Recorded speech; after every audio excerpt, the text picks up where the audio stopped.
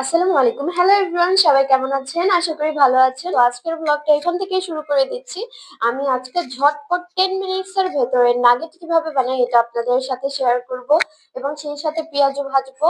তো দেরি না করে ফুল ব্লগটা দেখে নেওয়া যাক। ব্রেড ক্রাম্ব দিয়ে আমি শুরুতে সবগুলো কোট করে নিয়েছি, আরো কয়েকটা বাকি আছে, ওগুলোও কোট করে দেখাবো। নাগেট তৈরিতে চিকেনের ব্রেস্ট পিস প্রয়োজন হয়। আমি সবগুলো ছোট ছোট কিউব করে কেটে সাথে soya sauce, fish sauce and black pepper, আরো প্রয়োজনীয় মশলা সবকিছু অ্যাড করে একসাথে ব্লেন্ড করে নিয়েছি। আর আপনারা যদি ডিটেল রেসিপিটা দেখতে চান অবশ্যই আমাকে কমেন্ট করবেন, আমি নেক্সট কোনো ভিডিওতে আপনাদের সাথে সেটা শেয়ার করব। তো চিকেনের মিশ্রণটিকে একটু শেপ দিয়ে সেটাকে আমি একটা ডিমের মধ্যে ডুবিয়ে এরপরে ব্রেড ক্রাম্ব দিয়ে মাখিয়ে নিচ্ছি। এটা আমি ফ্রাই করব। এইটা কিন্তু খুবই মজা হয়।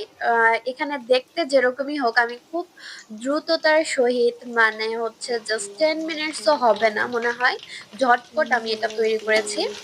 তো এটা কিন্তু খেতে খুবই অসাধারণ, অনেক বেশি মশলার প্রয়োজন নেই, হাতে গোনা দুই একটা মশলা হলেই হয়।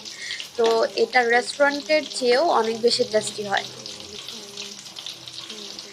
আজকে 4 নম্বর রোজা হবে হয়তো, আমি যদি ভুল না করে থাকি। তো আমি ভাজা পোড়াগুলো একটু অ্যাভয়েড করার চেষ্টা করছি, তারপরেও মনে হলো যে একটু নাগেট ভাজি, আর পেঁয়াজু খাওয়া হয়নি এবার।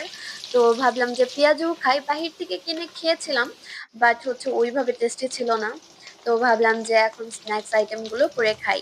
আর এগুলো কিন্তু ফ্রোজেনও পাওয়া যায় বাহিরে, তো আমি ওইখান থেকেও নিয়ে আসি। তো আজকে বাসায় ছিল না, এর জন্য আমি নিজেই বানিয়ে নিয়েছি। তো এদিকে আমি পেঁয়াজও বানিয়ে ফেলেছি, খুবই ক্রিস্পি হয়, অনেক মজা। কারণ এখানে আমি অন্য কোনো কিছু অ্যাড করিনি, এখানে শুধুই পেঁয়াজ, যেহেতু এটার নামই পেঁয়াজু, ঠিক আছে। তো অনেক জায়গাতে পেঁয়াজের বদলে অনেক কিছুই অ্যাড করে। নাগেট আর পেঁয়াজু দুইটাই অলমোস্ট ভাজা শেষ, তো আমি এখন এগুলো সার্ভ করে নিব। আপনাদের যদি ডিটেল ভিডিও দরকার হয় তাহলে আপনারা বলতে পারেন। তো আজকের মতো এ পর্যন্তই, দেখা হচ্ছে নেক্সট ভিডিওতে। টিল দেন, আল্লাহ হাফেজ।